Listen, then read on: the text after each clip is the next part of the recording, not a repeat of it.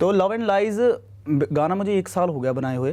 तो अच्छा। हाँ 1 साल पहले बनाया था। तो उसके बाद बहुत गाने बनाए। इस गाने को मैंने ना मतलब जैसे मैं फोल्डर बना के रखता हूँ कि किस गानों को मैं बाद में प्रॉपरली सुनूंगा, जब किस गाने को मैंने अभी जज कर लिया कि ये गाना नहीं आएगा कभी भी, तो इसको एक साइड पे रखते हैं ना। उसको मैंने उस लिस्ट में डाला। तो फिर मैं बाद में फिर मैंने वो सारी लिस्ट सुनी जो भी आगे गाने आएंगे ना, सारी लिस्ट सुनी। तो फिर मैंने फिर छोड़ दिया इस गाने को। मैं कहा इसको अभी रोकते हैं ना। फिर हम दुबई चले गए प्लान गाना शूट करने, कोई और गाना शूट करने चले गए। फिर वहाँ जाके फिर मैंने वो प्लेलिस्ट सुनी जो मेरी है। तब लगा कि यार नहीं, ये गाना नहीं, 3-4 दिन रह गए थे शूट करने में, सब कुछ उसकी ड्रेसेस सारा कुछ ले ली। फिर वो प्लान बन गया कि नहीं यार ये नहीं, ये गाना करेंगे जो अभी आ रहा है लव एंड लाइज। ओके, अब बात करते हैं उस गाने की जो नया आ रहा है और सबको हिला रहा है, लव एंड लाइज। कितनी सच्चाई है, कितना इसमें सच्चाई है गाने में? सबसे पहले तो ये बताओ। पहले तो ये गाना ऐसा कुछ नहीं है कि ये मेरी लाइफ से रिलेटेड है या मेरे किसी फ्रेंड की या मैं किसी इंस्पायर हूँ, ऐसे थोड़ी होता है, ऐसे कैसे आ गया? ऑनेस्टली तो ये गाना सिर्फ एक आर्ट है कि ये मेरे को एक थॉट आया कि मुझे प्यार और झूठ के ऐसा टाइप ऑफ गाना लिखना है। हमने नाम तो वैसे बाद में दिया, पहले तो कुछ और ही था, कोई नाम भी नहीं था। मैं जस्ट मैंने बीट प्ले करी और ठीक है, मैं जैसे जैसे ना स्टार्ट करता गया। फिर आपको अगर एक लाइन आ जाती है, पहली जो लाइन आ गई, जरूरी नहीं आपने वो सोच के रखी, शायद इसी बीट पे मैं कुछ लव एंड लाइज से अलावा कुछ और टाइप का लिख देता। पर वो पहली लाइन ही मेरे से ऐसी जुड़ी, पहली लाइन ने क्लियर कर दी बात कि मैं लिखने क्या वाला हूँ, सारा गाना किस चीज पे जाएगा। चलो ये ऐसे पूरा हुआ गाना। तो लव एंड लाइज गाना मुझे 1 साल हो गया बनाए हुए।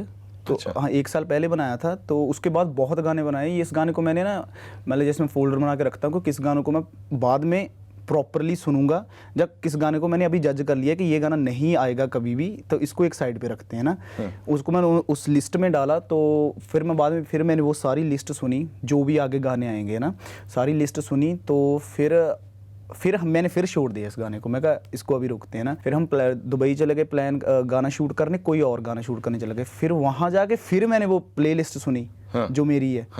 तब लगा कि यार नहीं, ये गाना नहीं, 3-4 दिन रह गए थे शूट करने में, सब कुछ उसकी ड्रेसेस सारा कुछ ले ली। फिर वो प्लान बन गया कि नहीं यार ये नहीं, ये गाना करेंगे जो अभी आ रहा है लव एंड लाइज। तब जाके चेंज हुआ। और उससे पहले 2 मंथ पहले हम उसी गाने की प्लानिंग कर रहे हैं जो हमने शूट ही नहीं करा। कमाल है भाई, जो किया है बहुत अच्छा किया। पर यही मैं इसलिए कह रहा हूँ कि ये जो गो विद द फ्लो चीज़ है ना, जो आपको एक टाइम पे आपको चीज़ हिट कर गई कि ये चीज़ आपको मज़ा दे रही है ना, आपको एनर्जी दे रही है या आपको अच्छा फील करा रही है कि ये चीज़, उस चीज़ को मैं बहुत सपोर्ट करता हूँ। उस थॉट को मैं मेरे लिए बहुत थॉट करता हूँ कि हाँ कि ये चीज़ मेरे दिमाग में आ गई, शायद मैंने नहीं सोची, कहीं से है ना इजाद कर दी गई टाइप ऑफ चीज़ है ना।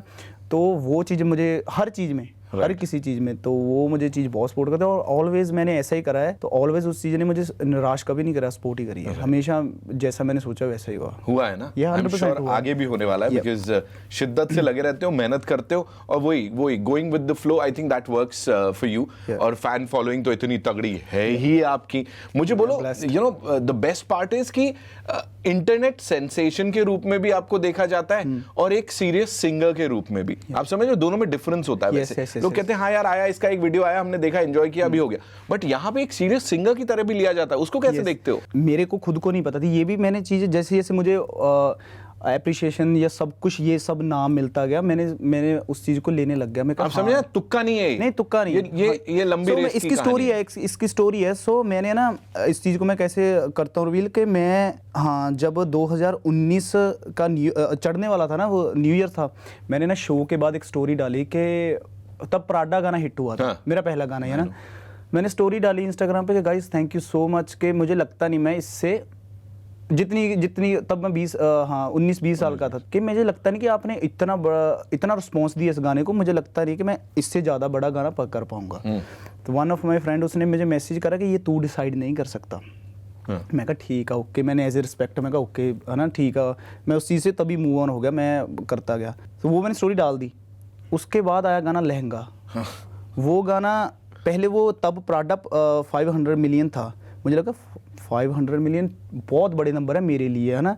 चलो तुक्का, एक बार तुक्का लग गया, अब नहीं, समझ रहे हो। वो मैंने उसके चक्कर में स्टोरी डाल दी और लहंगा आया, लहंगा 500 गया, 1 बिलियन गया, 1.5 बिलियन गया, नाउ इज 1.7 और समथिंग, है ना। वो चीज़ जब मेरे साथ हुई, मैंने कहा सच में यार मैं डिसाइड कर ही नहीं सकता ये, है ना, मुझे सिर्फ काम करना है। और ये दोनों गाने मैंने रिएक्ट कर दिए थे, प्राडा और लहंगा। मैंने कहा मैं नहीं करूँगा, हाँ सच में मैंने कहा मैं नहीं गाने करूँगा, मुझे लगता है कि ये मैं किसी फीमेल सिंगर से करवाऊँगा। एग्जैक्टली मैंने दे दिए थे ऐसे गाने, प्राडा दे दिया था, लहंगा पे स्टिल कंफ्यूज था कि दूँ या ना दूँ। पर हाँ, मेरी पहली बात ही घर पहुँच के यही थी। वो गाने मैंने रिएक्ट कर दिए, पर वो ही मेरे सबसे बड़े गाने हैं जो, है ना। तो सारे गाने मेरे लिए बड़े हैं, पर एज एन वर्क, है ना, क्या किसने ज़्यादा काम करा, तो वो चीज़ मैं डिसाइड ही नहीं कर सकता, इसीलिए फिर मैं कुछ प्लान ही नहीं करता। राइट। मैं कहा छोड़ दो।